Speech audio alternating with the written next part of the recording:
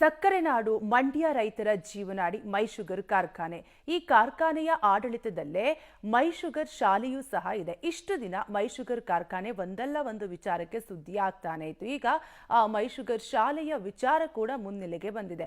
ಹಾಗಾದ್ರೆ ಶಾಲೆಯಲ್ಲಿ ಏನಾಗ್ತಿದೆ ಈ ಕುರಿತ ಕಂಪ್ಲೀಟ್ ಡೀಟೇಲ್ಸ್ ಇಲ್ಲಿದೆ, ನೀವೇ ನೋಡಿ. ಮತ್ತೆ ಮುನ್ನೆಲೆಗೆ ಬಂದ ಮೈ ಶುಗರ್ ಸ್ಕೂಲ್ ಜಟಾಪಟಿ. ಮಾತು ಕೊಟ್ಟು ಉಲ್ಟಾ ಹೊಡೆದ್ರ ಕೇಂದ್ರ ಸಚಿವ ಎಚ್ಡಿಕೆ ಮಾತು ನಂಬಿ ಪೇಚಿಗೆ ಸಿಲುಕಿದ ಆಡಳಿತ ಮಂಡಳಿ.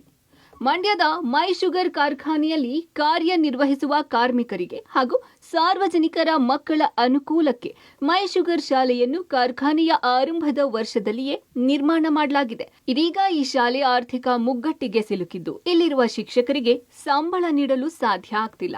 ಹೀಗಾಗಿ ಮೈ ಶುಗರ್ ಆಡಳಿತ ಮಂಡಳಿ ಈ ಶಾಲೆಯನ್ನ ಖಾಸಗಿಯವರಿಗೆ ಲೀಸ್ಗೆ ಹಾಕಿ ಶಾಲೆ ನಡೆಸಲು ಮುಂದಾಗಿತ್ತು.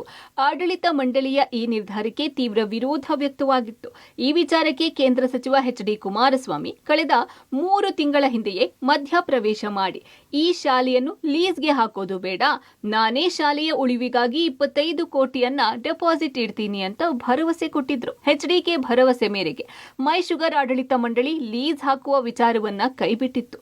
ಇದೀಗ ಹಲವು ತಿಂಗಳಿನಿಂದ ಇಲ್ಲಿನ ಶಿಕ್ಷಕರಿಗೆ ಸಂಬಳ ನೀಡಿಲ್ಲ. ಇತ್ತ ಕುಮಾರಸ್ವಾಮಿ 3 ತಿಂಗಳು ಕಳೆದರೂ ಸಹ ಈ ವಿಚಾರದಲ್ಲಿ ಯಾವುದೇ ನಿರ್ಧಾರ ಕೈಗೊಂಡಿಲ್ಲ. ಹೀಗಾಗಿ ಕುಮಾರಸ್ವಾಮಿ ಕೊಟ್ಟ ಮಾತಿಗೆ ಬದ್ಧರಾಗಿ ಶಾಲೆಗೆ 25 ಕೋಟಿ ಕೊಡಬೇಕು ಎಂದು ಆಡಳಿತ ಮಂಡಳಿ ಆಗ್ರಹಿಸುತ್ತಿದೆ. 25 ಕೋಟಿ ಅನುದಾನನೂ ಕೊಡ್ತೀನಿ ಅಂದ್ರು.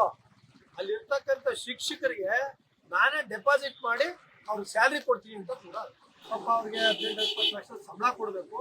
ದಯಮಾಡಿ ನೀವು ಅವರಿಗೆ ವೇತನ ಬಿಡುಗಡೆ ಮಾಡಿ ಅಂತ ಮಾಧ್ಯಮದ ಮುಖೇನ ಉತ್ತರ ಕೊಟ್ಟು ಅವ್ರನ್ನ ಸಹಾನುಭೂತಿಯಿಂದ ಪರಿಶೀಲನೆ ಮಾಡಿ ಅವ್ರ ವೇತನ ಬಿಡುಗಡೆ ಮಾಡಿ ಅಂತ ಕಳಿಸ್ಕೊಟ್ಟಿದೆ.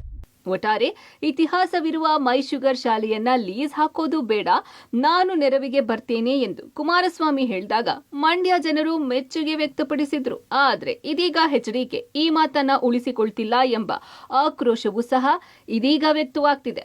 ಈಗ ಕುಮಾರಸ್ವಾಮಿ ಯಾವ ನಡೆ ಅನುಸರಿಸುತ್ತಾರೆ ಅನ್ನೋದನ್ನ ಕಾದು ನೋಡಬೇಕಿದೆ. Rohit, public TV, Mandya.